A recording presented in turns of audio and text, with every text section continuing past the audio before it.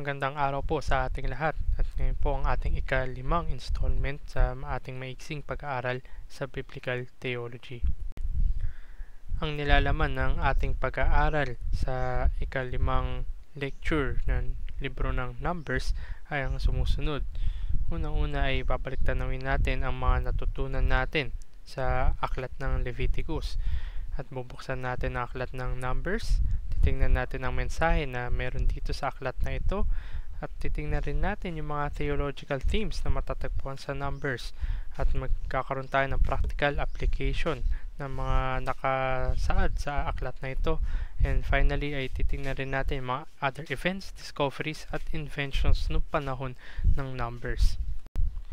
Kung alalahanin po natin sa ating previous lecture, ang Leviticus ay ang nasa pagitan ng Exodus at Numbers sapagkat sa Exodus nakita doon yung pag-erect ng tabernacle at sa Numbers naman ay yung kanilang journey patungo doon sa Promised Land. And the presence of the Holy God dwelling among His people is the theme that connects Leviticus back to Exodus. At yung mga theological theme nga na ating tinignan sa aklat ng Leviticus ay ang unang-unang presence of God, secondly, the holiness and purity, thirdly, offerings, sacrifices, and atonement. At yung practical lessons naman na upang mai-apply natin sa ating buhay ngayon, yung mensahe ng Leviticus, firstly is the substitutionary sacrifice and atonement, pointing us to Christ bilang siya yung ultimate na sacrifice. Pangalawa is Christian maturity, and thirdly, holy living, sapagkat kailangan na ang ating pamumuhay bilang mga mananampalataya ay banal, sapagkat ang Diyos na siya nagligtas sa atin ay banal na Diyos. And lastly, yung finances, wherein yung huling kabanata ng Leviticus is a challenge. Malaking hamon ito sa panahon natin ngayon at sa sitwasyon natin ngayon, sapagkat may mga bagay na hindi natin pwedeng o hindi natin maaari na sabihin na ibibigay natin sa Diyos sapagkat Kanya ang lahat ng bagay na ito.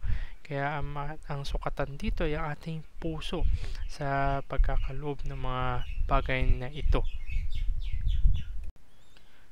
At ang aklat na bubuksan natin sa ating ika-5 lecture ay ang aklat ng Numbers. Pero ano nga ba ang unang pumapasok sa isipan natin pag tinukoy o pinabanggit ang salitang number? Isa nga sa common na connotation pag sinabi yung number ay ito'y napakahirap. Ito'y complex, komplikado ito. At kung inaral ito, lalo na ng panahon na tayo nag-aral sa college, ay isipin naman natin na saan ko nga ba gagamitin ang mga bagay nito o hindi ko naman ito magagamit sa araw-araw na buhay. Ganito kaagad yung pumapasok sa isipan. Pag binanggit number, ito'y mahirap. Pero hindi ito yung numbers na tinutukoy sa ating aklat at siya natin makikita as we go on with the lesson. Una nating titingnan sa aklat ng Numbers ay yung kanyang title. Ang title ng aklat na ito in Hebrew is In the Wilderness. Ito'y kinuha sa unang verse ng aklat na ito.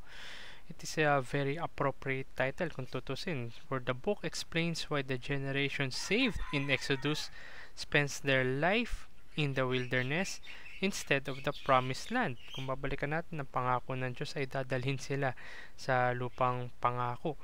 Pero sila ngayon ay napadpad sa wilderness. So, ito yung very opposite do sa kanilang expectations.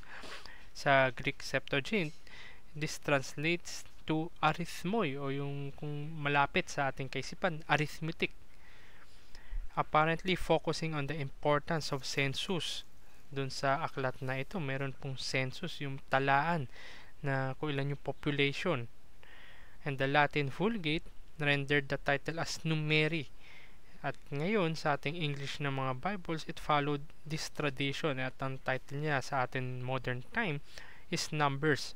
So, mula sa Hebrew na in the wilderness, sa Greek na pagkakagamit na arithmoi, at sa Latin na numeri. At tayo ngayon ay mayroong hawak-hawak na aklat na ang title ay Numbers. Sabi nga ni D.A. Carson, but neither title captures its focus. Hindi daw yung in the wilderness, hindi rin yung arithmoi, hindi rin yung numeri. If length were not an issue, a more appropriate title might be a tale of two generations of Israelites, one faithless and one faithful. So dito pinapakita sa atin ni D.A. Carson yung ano nga ba meron dito sa Numbers, isang faithful at isa ang faithless. So very contrast, kagaya ng expectation ng mga Israelita na dadalhin sila sa lupang pangako, pero sila ngayon ay nasa wilderness, nasa ilang. Secondly, yung author ng aklat ng Numbers. The book identifies Moses as writing down information recorded in the travel itinerary of Numbers 33. So pinapahayag dito at makikita rin natin na napakadaming times, kung tutusin more than 60 times nga daw, the phrase quote-unquote, the Lord said or spoke to Moses, at saka yung quote-unquote, the Lord commanded Moses. So ito yung matatagpuan more than 60 times sa aklat ng Numbers. So we can easily relate na masasabi natin that Moses is the one who wrote Numbers. And thirdly, Numbers covers events that happened sometime between dun sa Exodus, Leviticus, or within that span. So with the oppression of Egypt behind, at ang nasa harapan ngayon ng mga Israelita is the bountiful land of Canaan before them, the wilderness is a place of transition and testing. So geographically, the book opens at Mount Sinai, kung saan ito yung Exodus, dito nila itinayo yung tabernakulo. And where the Israelites arrived in Exodus 19. So Exodus 19, sila yung nasa Mount Sinai, then umakyat si Moses, 10 Commandments and everything. They remained there for the rest of Exodus. Ito yung tabernacle event. And all of Leviticus and the beginning of Numbers before finally breaking camp in Numbers chapter 10. So they arrive at the southern border of the Promised Land. Ito po yung matatagpo sa Numbers chapter 12. But sila ay nagrebel. Sila ay nagdisobey against the Lord's command. Ito yung makitang episode sa Numbers 13 and 14. At dahil sa rebellion na ito, they would stay there for the next 38 years sa wilderness until they arrive in Moab in Numbers chapter 22. Dito sa Moab, they would stay for the rest of the duration of Numbers. So it was in Moab where they received the book of Deuteronomy and awaited final orders to go into the Promised Land under Joshua. So dito sila ngayon mag-i-stay mula sa Sinai na erect nila yung tabernacle at yung mga Levitical laws o yung commands sa kanila, at ngayon they would journey towards the Promised Land, pero nagkaroon ng rebellion at dahil doon they suffered greatly. Kaya ngayon ang setting ng Numbers, at kagaya rin na yung nilook ahead natin, ay they would stay in Moab. Titingnan naman natin ngayon ang mensahe ng aklat ng Numbers. Dito sa aklat ng Numbers na ito ay may matatagpuan tayo na dalawang malaking census o yung talaan ng population. Isa sa Numbers chapter 1 at ang isa ay nasa Numbers chapter 26. Meron dalawang talaan sapagkat may dalawang klase na generation dito. Isa yung obedient generation at isa naman yung rebellious generation. At in here sa aklat ng Numbers ay makikita natin napakalaking contrast between these two generations. So simulan natin una ito sa disobedient generation. Ito yung matatagpuan natin na bulk ng Numbers. Chapters 1 to 25 will show to us kaano ba ka disobedient ang generation na ito. So firstly, Numbers start with a very good beginning. A hopeful start. God gets Israel organized. Ito yung makita natin sa first 10 chapters ng Numbers. And God organizes the tribes of Israel around the tabernacle. Kung babalikan natin yung tabernacle, ito yung sentro ng kanilang community na, as well as yung kanilang pamumuhay. And it is the center so that they can travel and be prepared not only to worship God but also to fight. God organized the Levites yung kanilang various tasks sa paglapit dito sa tabernakulo, yung conducting yung mga cultic na practices. By cultic, it means in terms of religion. Their task includes caring for, packing, and moving the sacred tabernacle. And Moses complete the construction of the tabernacle and describes how each tribe comes to the tabernacle for their offerings. Ito yung matatagpuan sa Numbers chapter 7. Next is the Israel does the unthinkable. They reject the promised land. Ito mismo yung pangako ng Diyos sa kanila. Niligtas sila mula sa Ehipto. Binigyan sila ng pangako na dadalhin sila sa isang magandang lupain. At ngayon, they rejected this. This is very unthinkable. Ito yung chapters 10 to chapter 14. So, once on the road, mula do sa pag-start nila ng journey, things start to go bad for Israel. People grumble, nagrereklamo, and they also complain about the manna God gave them to eat. Ito is sa Numbers chapter 11. So, binigyan sila ng Diyos na itong manna. Ito yung pagkain. Hindi nila pinaghirapan ito. In fact, tatamputin na lamang nila ito. Pero they grumble and complain. Kesyo walang lasa, or eto parati, nauumay sila and everything. And not only the people rebelled against God, they rebelled against Moses. And etong rebellion na ito, masakit sapagkat galing pa ito sa closest assistant ni Moses, si Aaron at si Miriam. Ito yung matatagpuan natin sa chapter 12. And the next chapter, Numbers 13, nagpadala ng 12 men ang Israel para i-spy out yung lupa ng Kanaan. And out of the 12, 10 of them gave a negative report. At sadly, dalawa lamang yung nag-give ng magandang report, and majority won the decision, 10 out of 12, na nagsabi, wag, hindi natin kakayanin to, masyado silang malalaki, masyado silang malakas, at lalamunin lamang tayo. Pero yung dalawa nagsabi na, etong pangako ng Diyos, God is on our side, so let us move. Nakalungkot lamang sapagkat nanaig ang majority decision. So after the negative report, makita naman natin that Israel wanders in the wilderness. Ito yung makikita sa chapters 15 to 22. So ironically, Israel returns to wander in the wilderness. God continues to give Moses directions for proper worship to be implemented when they finally get back to the promised land. So bagamat ang part ng wilderness journey pabalik, paatras ito kung tutusin sa kanilang itinerary, God continued to give Moses yung mga instructions kung paano mamumuhay ang Israelita. Pero itong mga instructions na ito is when they are in the promised land na. So in some way, bagamat ito wilderness testing, ay nandoon yung hope na someday makakarating ang Israel sa promised land. But then, a serious rebellion breaks out against Moses, and God killed 250 leaders of the opposition. At hindi lamang yun, nagpadala rin ng Diyos ng plague that killed 14,700. Ito is sa Numbers chapter 16. Sa Numbers chapter 20, namatay si Aaron, it perhaps signaling the end of the rebellious generation. And Moses heads the people toward Canaan, the promised land, and enables the Israelites to defeat any enemies that try to stop them. Ito yung sa Numbers chapter 21. So matapos na namatay si Aaron, sabi nga ng mga teologo, it signifies the end of the rebellious generation. So nag-start na end na rebellious generation. They are now being prepared para tumawid patungo dito sa promised land. Fourthly, the Israelites encountered Balaam sa Moab.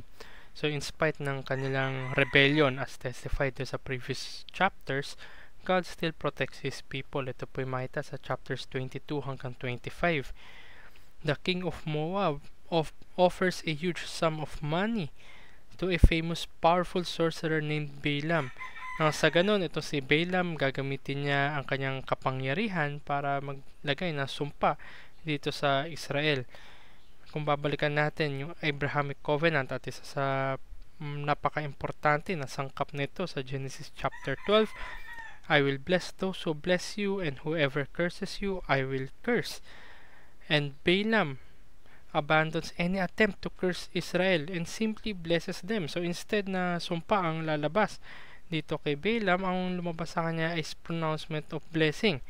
And surprisingly, dito sa Numbers chapter 24 verses 1 to 9, makita natin yung pag-pronounce ni Balaam.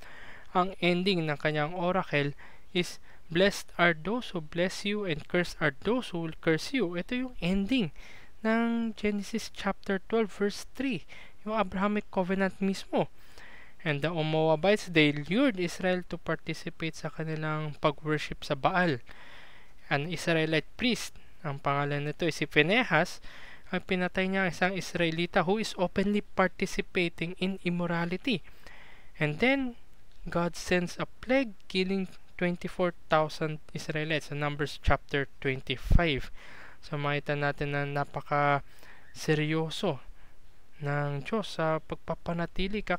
Alalahanin natin sa Leviticus, binigay kung paano siya i-approach sa kanyang tabernakulo, and instead, ang ginawa ng mga Israelites is the direct opposite. So, very serious warning ang pinakita ng Diyos sa mga Israelita na ito. So, after ng episode dito kay Balaam sa Moab at yung plague na maraming Israelita namatay, ngayon ay yung transition phase na kung saan makita natin yung obedient generation. So, mayroong transition. Nagkaroon ulit na census dito sa Numbers chapter 26 na kung saan ay makita natin mga faithful daughters are also recognized and awarded as an inheritance. And Joshua is now appointed to succeed Moses. So, hindi lamang sa generations nagkaroon ng transition, kundi pati sa leadership na kung saan itong generation na ito ang siyang tatawid patungo sa promised land. Sa chapters 28 to 30 naman ay nagbigay ng pagpapaalala kung paano ang totoong pag-worship at pagpapaalala rin sa kanila ng kabanalan at ng pagiging tapat sa harapan ng Diyos. Israel is being refocused on worshiping God faithfully in the promised land. Ang importante mga aspeto ng kanilang worship ay binalikan, they were revisited, yung Sabbath offerings, the Passover, the various feasts, Day of Atonement, pati na rin yung special vows. Ito yung pagpapaalala sa kanila kung how they would conduct worship sa oras na nakarating na sila doon sa promised land. Lalahanin natin, this is the obedient generation na kung saan wala na, na matay na yung mga members ng previous na rebellious, faithless generation. Ito na ngayon ay mga faithful na generation at pinaalala sa kanila yung tamang way to approach God in His tabernacle and how they would conduct their cultic affairs and their lifestyle and living doon sa pagdating nila sa promised land. At dito sa chapter 31 ay makita natin yung conclusion to the Balaam challenge. So the new generation, ito yung mga faithful at obedient generation, they cleaned up some earlier mess na ginawa ng earlier generation, yung mga disobedient generation, na kung saan they destroyed the Moabites that tried to seduce Israel away from worshiping God. At ito si Balaam mismo, siya yung nagbigay ng blessing instead of a curse. He himself is killed sa chapter 31 verse 8. And the Israelites capture a tremendous amount of plunder, including large numbers of livestock and large quantities of gold, which is brought to the tabernacle in dedication to God. So makita natin, very victorious itong bagong generation ng mga Israelita. Hindi lamang na sila tapat sa Diyos, kundi ginampanan nila in destroying these Moabites. At ang final part ng Numbers, ang chapters 32 to 36, ito yung preparation nila para sa pagpasok sa pangakong lupa. The final chapters give a review of Israel's trip. Sa chapters 33 ito, and they describe the boundaries of the land. Israel is poised to and ready to cross over and occupy the land, but God has a few more things to say and an agreement to work out with the Israelites regarding their faithfulness. So ito naman yung magiging setting ng aklat ng Deuteronomy, kung saan God now delivers to Israel sa pamamagitan pa rin ni Moses the terms by which Israel can live in the promised land and be blessed by God. So ito yung dulo ng Numbers. Ito ngayon yung magiging starting point ng aklat ng Deuteronomy. Handa na ang Israel, itong faithful generation na ito, na tumawid sa Jordan at pumasok sa pangakong lupa. At ganun pa man ay pinaalalahanan sila muli ng Diyos kung paano sila mamumuhay dito sa pangakong lupa na ito. So matapos natin tignan ang mensahe ng aklat ng Numbers, ay titignan naman natin yung mga theological themes, yung mga tema, yung mga trajectories ng mga tema na matatagpuan dito sa Numbers. Sabi nga ni D.A. Carson, broadly speaking, Numbers tells this story. The Lord, the covenant God of the Israelites, provides them with final instructions for preparing march into the land He has sworn to give them. Ito yung overall backdrop ng Numbers kung titingnan natin to in summary, na bibigyan ng Diyos ang Israelita sapagkat handa na sila pumasok sa promised land. At they could do so because the Lord Himself is in their midst. Ito nga yung sabi sa Numbers chapter 10 verses 33 to 36. Bagamat nagdaan yung disobedient generation, pero meron sumulong na karoon ng isang generation that is faithful to God and obedient to God. At dahil dito, sila ngayon ay handa na pumasok sa pangakong lupa, but more so, they can and they could because the Lord Himself is in their midst. At dito sa Numbers, tatlong malaking chunk ng theological theme ang ating makikita. Unang-una, the Lord. Secondly, the people. And lastly, the land as inheritance. So, under the big chunk ng the Lord, ay titingnan natin to sa tatlong aspeto.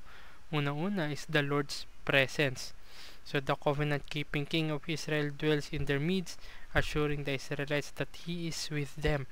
Ito yung pinakakatiyakan na meron ng mga Israelita sapagkat nananahan ang Diyos sa kanilang kalagitnaan. Kung babalikan natin, ito yung tabernacle. So the people are to respond to the Lord's presence by following Him with bold confidence and by living holy lives. So holiness is required of the Israelites sapagkat nagpakilala sa kanila ang Diyos na He is the holy God at meron imperative sa kanila na be holy for I am holy. Sa bagong tipan, Jesus becomes the ultimate expression of God dwelling among His people. Binabalikan natin ito parati, ilang lecture na rin, that it is God who tabernacles in them or with them. Ito is sa John chapter 1 verse 14. So a presence that continues to us this day, this very day, yung present lives natin, and it will all find its complete expression in the new heaven and in the new earth. So hindi lamang nung ancient time, hindi lamang yung panahon ng bagong tipan, kundi pati maging totoo ito sa panahon natin ngayon at sa magpawalang hanggan. So the Lord's ongoing presence should fill us today with bold confidence in His mandate. It should also exhort us to live holy lives before Him, and especially since He dwells within us by His Holy Spirit. So aside from the Lord's presence, we can also see the Lord's faithfulness to His covenant promises. Sapagkat tapat ang Diyos sa kanyang mga pangako, ang mga Israelita ay kayang sumunod sa Kanya with full confidence na mapapasa kanila yung mga biyaya dito sa tipan na ito ng Panginoon. Ang punto lamang ay sa bagong tipan, it applies this truth, yung mga pangako na ito, yung pagtanggap sa mga pangako na ito to those who are in Christ, sa mga na kay Kristo.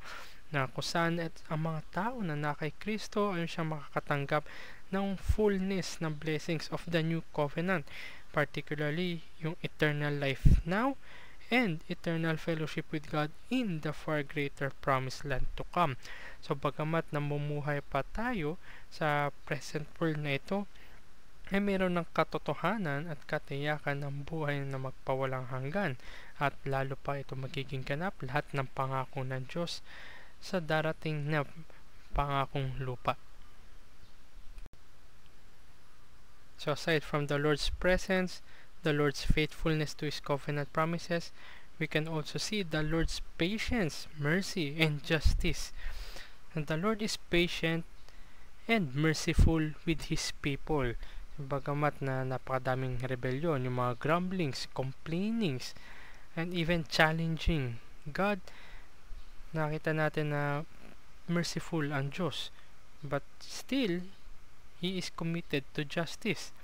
The Lord shows this again and again by forgiving His people and not unleashing to them or on them the full wrath their sins deserve. So, bagamat na bawat complaint, bawat kasalanan na kinukumit sa harapan ng Diyos deserves the wrath of God o hustisya ng Diyos, sila ay pinapakitaan ng kanyang pagiging mahabagin. Pero maging babala ito sa bawat isa that the Lord's patience does not mean that His justice never comes. Bagamat pinapakitaan tayo ng mercy ng Diyos, hindi ibig sabihin nito na wala na yung hustisya o hindi na darating. And sometimes His punishment can be very severe. So, maging warning ito sa atin na huwag natin abusuhin yung pagiging merciful ng Diyos. And in the New Testament, it gives us the vivid clarity in the death of Jesus Christ on behalf of His people. Hindi lamang dito, but also on the Lord's Day or in the Lord's delay of ushering the final judgment. Hanggat binibigyan tayo ng mga opportunities upon opportunities, hininga upon hininga, ay pinapakitaan tayo ng kahabagan ng Diyos. Pero, darating at darating yan, bagamat may delay, sabihin na natin delay sa final judgment o yung that day, the end of days, na kung saan ang pagbalik ni Jesucristo ay hahatulan na ang bawat isa. Bagamat meron ditong delay, ay makita pa rin natin ang ginawa ni Kristo para sa bawat makasalanan, na kung saan ito dapat maghikayat sa atin na lumapit sa Kanya. So this is a reminder to all sinners to run to God, because sino nga ba ang Diyos? Una-una ay tinignan natin yung Kanyang presensya, at pangalawa yung Kanyang pagiging tapat sa Kanyang tipan. At kung tapat ang Diyos sa Kanyang tipan, ang mga pangako niya ay ibibigay niya sa mga tao niya. So therefore, all sinners are to run to God because He keeps His covenant, eternal life, forgiveness of sins, reconciliation, redemption, and to be in His presence. At ang opposite side o yung flip side ng kanyang pagiging tapat sa kanyang tipan, justice, wrath, and condemnation sa lahat ng hindi Kanya. At ang pangalawang big chunk sa ating theological themes na makikita sa Numbers is the people. Under the people, we can see firstly is unity. So the Lord's people are to be unified in order to carry out their kingdom mission together. Kung babalikan natin yung episode ng 12 spies na kung saan pinadala sila sa Canaan at bumalik sila, the 10 gave a bad report, only the 2 ang siyang naging tapat sa Diyos at sinabi niya na pasukin natin because the Lord is with us.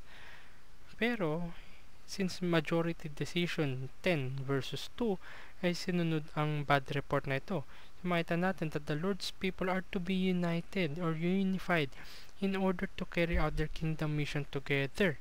So hindi pwedeng may difference in yung sa mga bagay na ito. And also, sa Bagong Tipan, in the New Testament, it reminds Christians on the necessity of unity among the Lord's covenant people.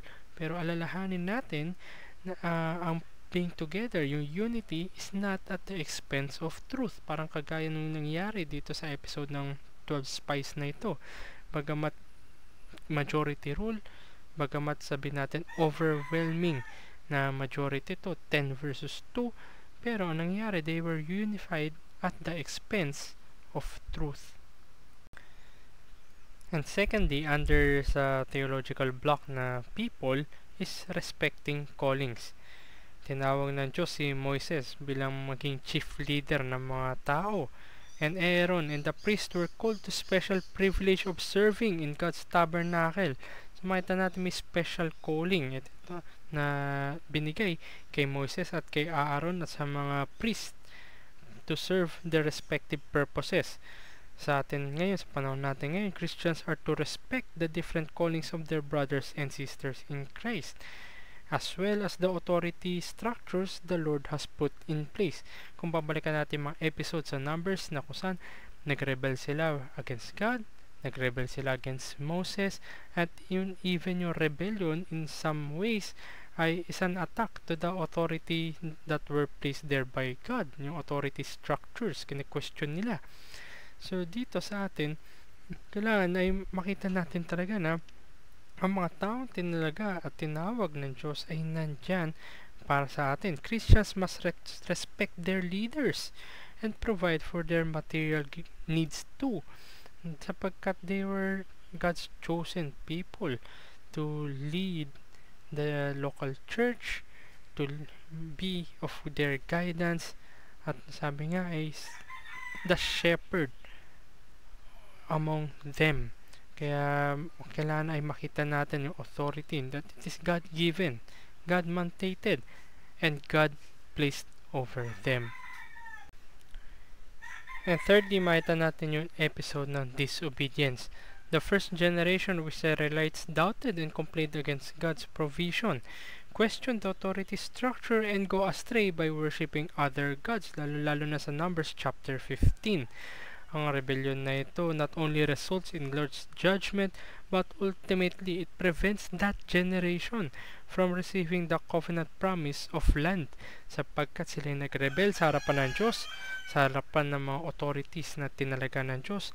Sila ngayon ay nag-wander dito sa wilderness for 38 years. Instead na sana'y nakatawid na sila sa promised land, sila ngayon ay bumalik sa ilang.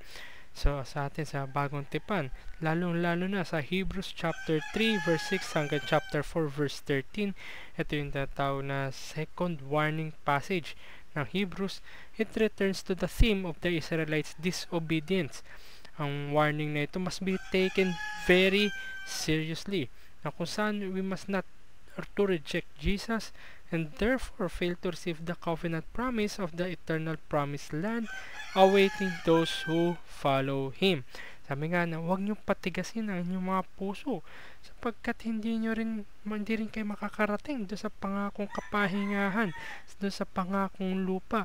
Kaya ito yung nagmulat dahil sa pagtigas ng puso sa pamamagitan ng situation o in reference do sa nangyari in questioning, in complaining, and rebelling against God. And fourthly, under people is the need for mediator. So God's people need a mediator, especially when they rebel against the Lord. Kung babalikan natin yung mga episodes dito sa Numbers, people complained, people grumbled, and people rebelled against God. At si Moses mismo siya tumayo bilang tagapamagitan sa kanila. Na si Moses ang siyang humihingi ng kapatawaran sa mga nagawa ng mga ito. At sa atin ngayon, sa panahon natin ngayon, any mediation sinners could ever need has been accomplished fully and finally in Jesus Christ. Sabi nga sa 1 Timothy chapter 2 verses 5 to 6, there is only one mediator between God and men, the man Jesus Christ. At hindi lamang yun, sapagkat Jesus continued to mediate for believers to this day and is at this very moment. Merong tinatawag na heavenly intercession na kung saan namamagitan si Jesucristo sa harapan ng Ama, praying for believers.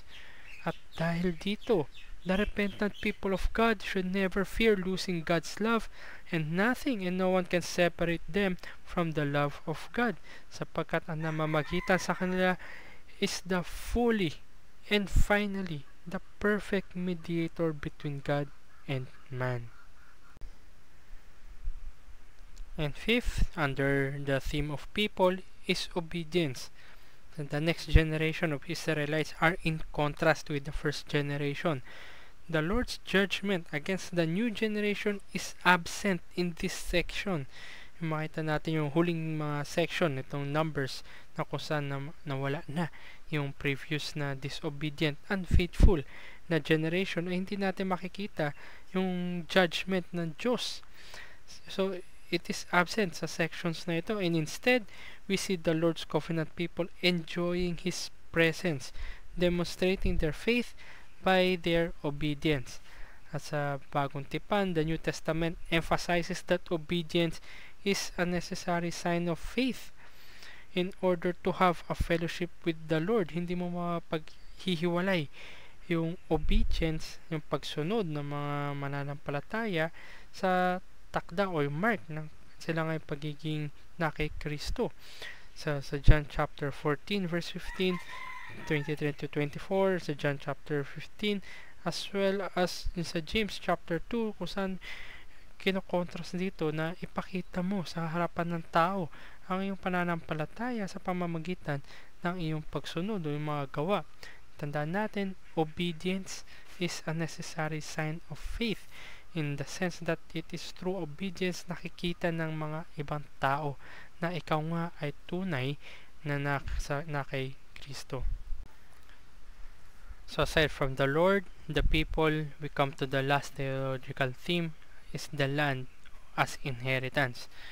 The Israelites will one day inherit the land, ito yung Canaan, which the Lord promised their forefathers sa Genesis chapter 12. Ang tema na pagkakaroon ng inheritance ng isang physical na lupa sa Canaan, it begins to take place in the book of Joshua na kung saan makatawid sila sa river at sila ay makakarating dito sa Canaan. Pero sa Bagong Tipan, it applies this theme to the eternal inheritance that awaits those who become God's children through faith in Jesus Christ alone. So makita natin na bagamat na doon yung pangako na lupa, naroon yung pangako na eternal inheritance, pero hindi ito physical na lupa. This is not a physical piece of land. Ito'y higit pa. Ito'y eternal inheritance. Kaya itong inheritance na ito radically redefines how believers live, since their focus is not on the things of this world but on the praise from their covenant King in the world to come. So hindi dito sa mundo na siyang hahatulan din, kundi eternal land. At kung isabi natin na eternal land, eternal presence of God would be in their midst. So hindi dito sa mundo na ito, hindi dito sa physical na lupa na ito nakatingin ang bawat mananampalataya, but eternal land na kung saan ito ay ginagamit lalo na sa aklat ng Hebrews bilang kapahingahan. So having said that, ito muli yung ating mga theological themes natin sa Numbers: the Lord, the people, and the land as inheritance. At ngayon ay titingnan naman natin kung paano natin i-apply yung mga natutunan natin sa aklat ng Numbers sa buhay natin ngayon. So meron po 5 paraan o 5 items kung paano ito ay: number 1, obedience; number 2, church life in the present age; thirdly, believers as sojourners; fourth, in evangelism; at ang pang-5 is the character of God. So firstly, obedience. Numbers provides us with one of the sobering picture of how rebellion against God can set a negative course for one's entire life. Ang consequences nga ng disobedience, so yung rebellion and complaining against God, can be severe, and without repentance, people can spend the rest of their life and spinning and going nowhere. Kagaya ng naging mga episode dito sa Numbers na kung saan they rebelled against God and they spent the next 38 years sa wilderness lamang, na instead na makatawid sila patungo sa promised land, the disobedient generation ay namatay doon sa wilderness. At sa Bagong Tipan, tinatawag rin tayo to obedience, not rebellion and not disobedience. Sapagkat ang salita ng Diyos, kung nakikita natin na ito'y buhay, ay magkakaroon tayo ng pagsunod. Tayo susunod sapagkat tayo ay niligtas sa biyaya ng Diyos. Wala tayong makikita na sasabihin natin na isang mananampalataya pero nagdi-disobey sa kanyang Lord and Savior. Walang ganun. But Christians are called to obedience because it is God who called them. So secondly, church life in the present age. Sa Bagong Tipan, it consistently describes the church life as being in the wilderness. Ganito yung pagkakadescribe na nasa ilang daw ang buhay ng isang iglesia. So the Christian is one who has been delivered out of the bondage of sin and brought through the pilgrim life. At ang kanilang patutunguhan is towards the promised land. Alalahanin natin, balikan ulit natin yung second warning passage sa Hebrews, ang Hebrews chapter 3, at tumatawid dito sa chapter 4. It is both a warning and exhortation for Christians to persevere and enter God's rest, sapagkat binabalikan nito yung tema na nasa ilang dahil sa rebellion, pero alalahanin about mananampalataya na dinala sa isang iglesia na tapat ay they were delivered out of bondage of sin, and they are now journeying a pilgrimage towards the promised rest. And believers as sojourners, sapagkat ang mga mananampalataya kagaya ng isang lokal na iglesia ay nasa ilang, they are plagued by deceptions and enticements of the world.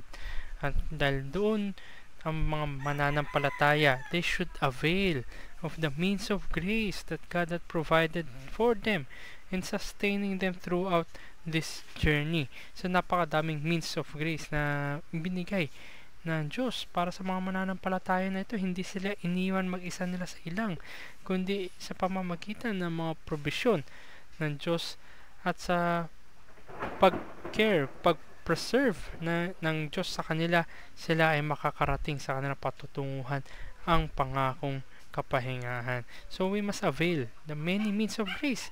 Hindi tayo mag-isa lamang. Kung nandyan ang ating iglesia, nandyan ang salita ng Diyos, ang panalangin, at napakarami pa iba't ibang uri ng means of grace. Fourthly, evangelism. Those who did not enter the promised land failed to do so because they neglected God's gracious provision for the wilderness journey. And this greatest provision by God is none other than Jesus Christ.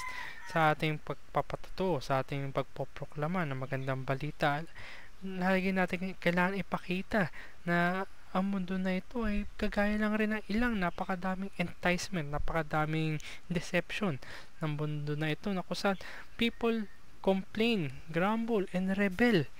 And yet, ang ultimate provision para sa journey na ito, ang siyang highlight, He is the gospel, none other than Jesus Christ. At ang panglima ay ang karakter ng Diyos, the character of God. Balaam's conversation with his donkey also gives us some insight into another aspect of God's character. So pagkamat nabasa natin yung seriousness ng mga warnings, ng mga rebellion, ng pagsunod sa utos ng Diyos, at pati yung mga patungkol kung paano tayo lalapit sa Diyos in worship. But also, pinapakita rin sa atin yung humor, the sense of humor, at sa delight in irony. So, bagamat makita natin na si Balaam, siya ay isang powerful na sorcerer, binayaran siya ng hari ng Moab, pero tingnan natin, kausap niya ang kanyang donkey. Pero maging babala rin ito sa atin yun, lalo na sa panahon natin, na kung saan naging sasabi nga na progresibo ang mga tao. In terms of progressive, meaning away and away from God. So, ginagamit nila ang itong supernatural event na ito bilang katatawanan. Dahil sasabi nila hindi totoo yung pananampalataya na yan, sapagkat bakit ang donkey ay nagsasalita? Ito ay supernatural event. Pero isipin natin, kung wala tayo, kung tayo papaniniwalaan natin na walang Diyos, an even more supernatural event would be the belief na ang isang isda ay mag-evolve into a philosopher, na kung saan tuturuan niya at i-educate niya ang mga baka patungkol sa pag-travel into outer space. Ito yung pananaw ng mga tao na walang Diyos, na paniniwalaan nila na nanggaling sa saan-saan na lamang ang tao, na kung sino siya ngayon is just a product of evolution. So nga naman tayo makakita na ang isang isda ay magiging isang philosopher, na ang isda na nasa dagat lamang, nasa tubig lamang, ay hindi makasurvive sa labas ng tubig, ay siya magkukwento o magtuturo patungkol sa traveling in outer space. So, hindi ito mangyayari. Ito yung lalong nakakatawa kung hindi nila matanggap na kinausap sa pamamagitan ng probidensya ng Diyos. Ang donkey ay kinausap si Balaam. Much more supernatural ang pananaw ng walang Diyos. So muli sa ganitong paraan natin ma-apply ang mga natutunan, yung mga episodes sa Numbers sa buhay natin ngayon. Babalik at babalik tayo sa pagpapaalala at paghihimok sa atin na huwag natin patigasin ang ating puso sa pagsunod sa Diyos at panghawakan ang pangako ng kapahingahan, the promised rest to enter. We should strive to enter that promised rest sa pamamagitan ng pagsunod sa salita ng Diyos. At paalala sa atin na ang church life, ang ating iglesia sa present age na ito ay nasa ilang at ganoon din about individual na mananampalataya. Kung kaya na lamang ay kailangan natin gamitin yung mga means of grace at sa ating evangelism on how we proclaim the gospel. Makita dapat in contrast yung wilderness as opposed to the promised rest, especially the provision of God through Jesus Christ. At pati yung character of God, that it is more supernatural to believe that there is no God. At ang consequences, believing that there is no God, they would not enter the promised eternal rest.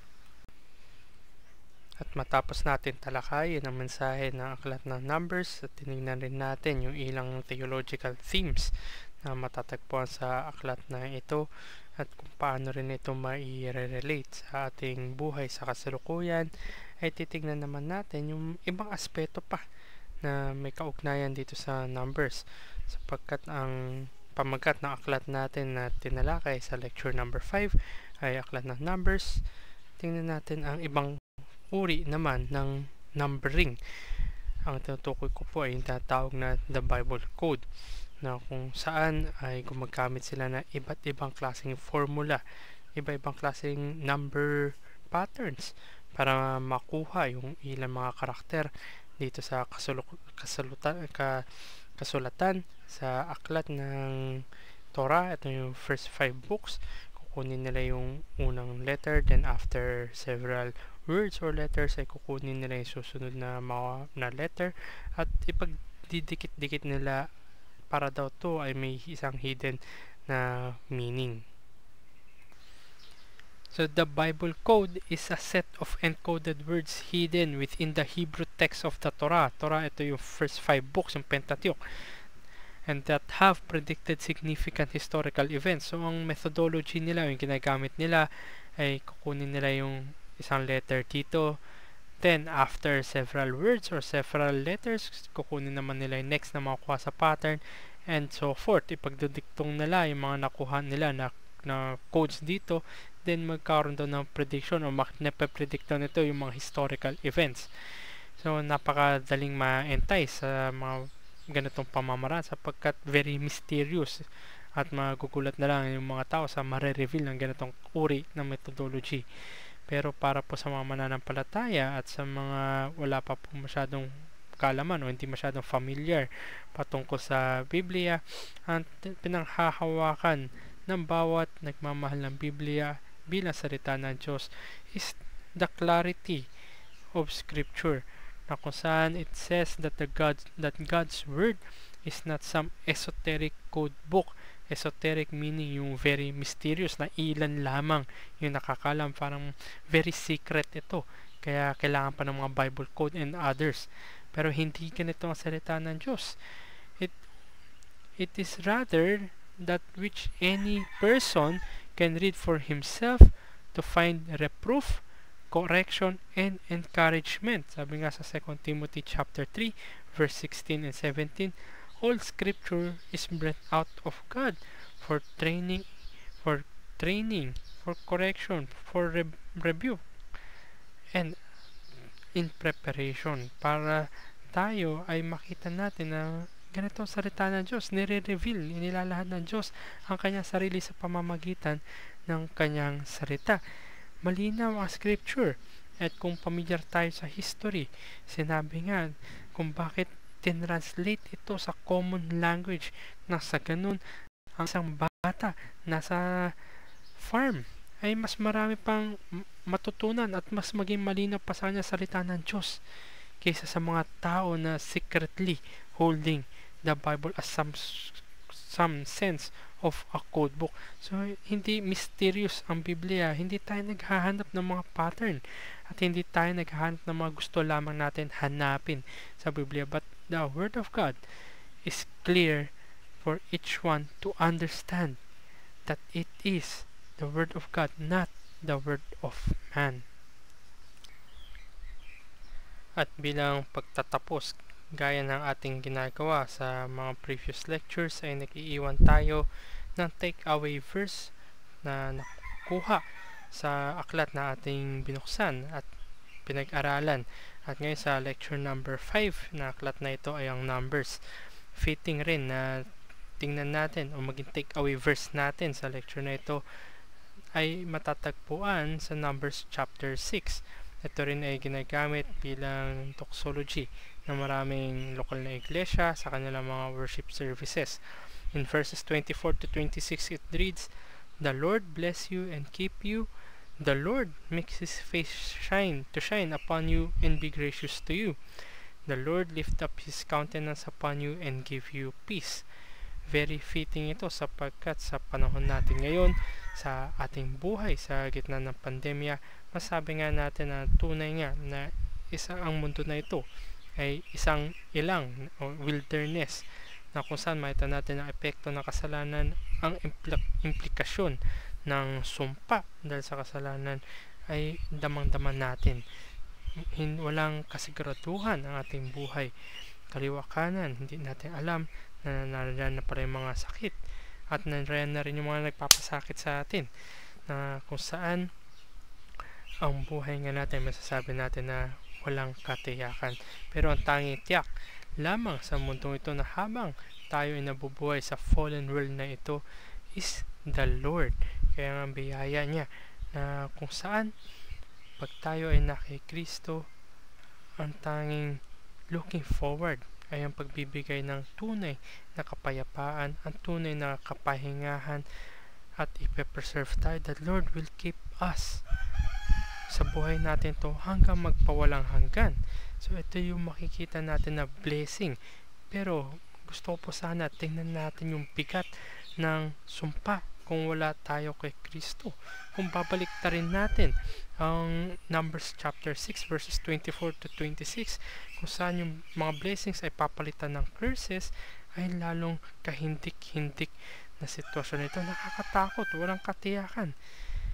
Pero lalahanin natin, ang Diyos ay maawain, ang Diyos ay tapat sa kanyang tipan, at ang lahat ng curses sa kanyang pag-serve ng hustisya sa kasalanan ay pinataw niya kay Hesus Kristo. Siya ang naging sumpa para sa atin. Siya ang humarap ng wrath of God para sa mga makasalanan. At siya ang ultimate provision ng Diyos para makaabot sa buhay na magpawalang hanggan. Kaya nawa ay makita mo na ikaw ay mapalad sapagkat ikaw ay binigyan ng kapatawaran sa iyong kasalanan. Pero kung ikaw ay nasa labas ni Hesus Kristo, ang tanging naghihintay lamang sa iyo ay kahatulan at walang kapayapaan. Kaya salamat po muli sa bawat isa sa inyo. Nawa ay nag-benefit kayo dito sa short study, pag-aaral ng aklat ng Numbers. At iniiwan ko po muli that the Lord bless you and keep you, and the Lord make His face to shine upon you and be gracious to you.